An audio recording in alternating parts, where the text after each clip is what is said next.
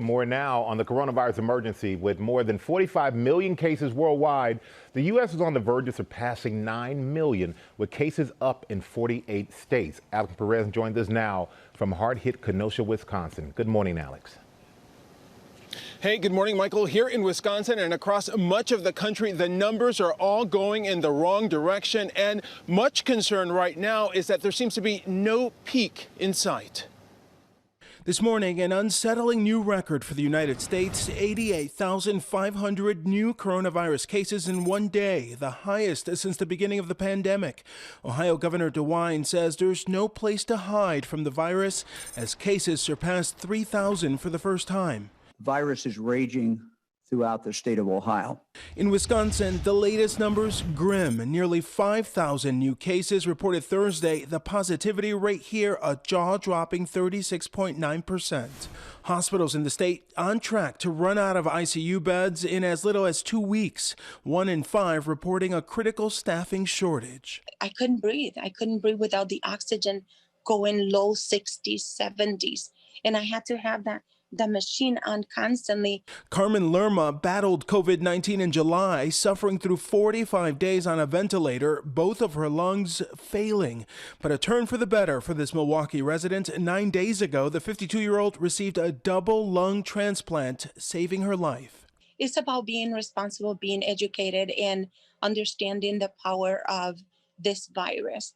In all, right now, 25 states setting new records for cases in the last 2 weeks. So concerning, El Paso County in Texas enacting immediately a 2-week shutdown of non-essential businesses. Texas Attorney General Ken Paxton tweeting that the judge has no authority to shut down businesses, adding, "My office is quickly exploring all legal actions." When you've got the flu season coming at you, you've got festivities coming up like Halloween and Thanksgiving. This is a perfect storm. And with Halloween coming up this weekend, real fear the number of people infected across the country could surge even more if changes aren't made.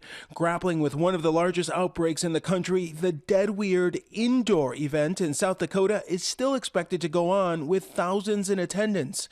And New York City's mayor vowing zero tolerance for any violations this Halloween. Trick or treat outdoors, small groups with masks on, that's great. Big gatherings, parties, that's not great at all. And if we find out about them, we're going to have to break them up.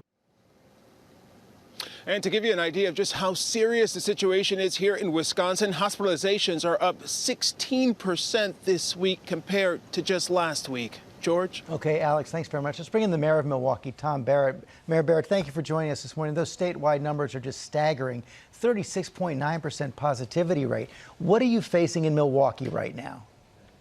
Well, we've seen a sharp increase in our numbers here in the city of Milwaukee. We've had things under control, but in the last 5-6 weeks, we've seen about a 5-fold increase in the number of cases.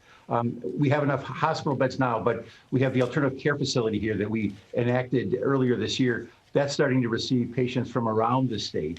But the hospital bed issue, and I would say the worker issue, is a real issue. There's a lot of fatigue among the healthcare workers who've been working around the clock to take care of these patients. What went wrong these last 5-6 weeks?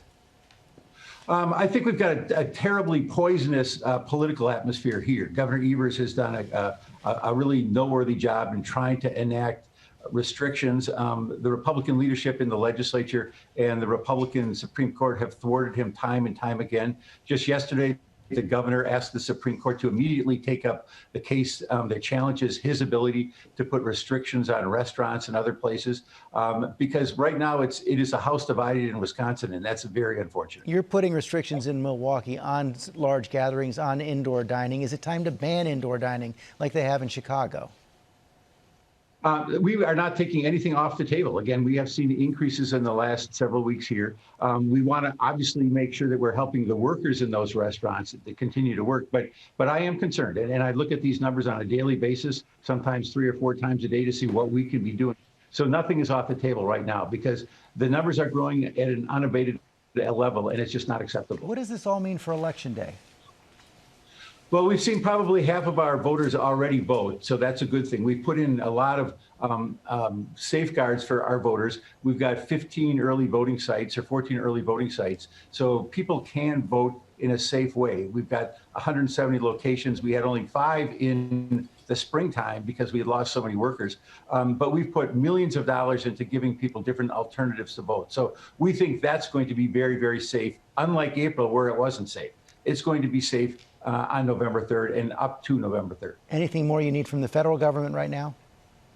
Well, we absolutely need them to continue funding because neither we or other communities in this state or this nation will be able to do the testing or the tracing after the CARES Act money runs out. This is not something that we can afford. Even the states can't afford it. Congress has to come back and has to allocate money for us for testing. It has to allocate money for tracing because we've got thousands of tests that are occurring every single day. And you saw what the positivity numbers are. It's in the 30s in this state. We have to make sure people know when they're sick so they can stay away from other people. It's imperative that Congress acts. You all are ground zero right now. Mayor, thanks for joining us this morning. Hi, everyone. George Stephanopoulos here. Thanks for checking out the ABC News YouTube channel. If you'd like to get more videos, show highlights, and watch live event coverage, click on the right over here to subscribe to our channel. And don't forget to download the ABC News app for breaking news alerts. Thanks for watching.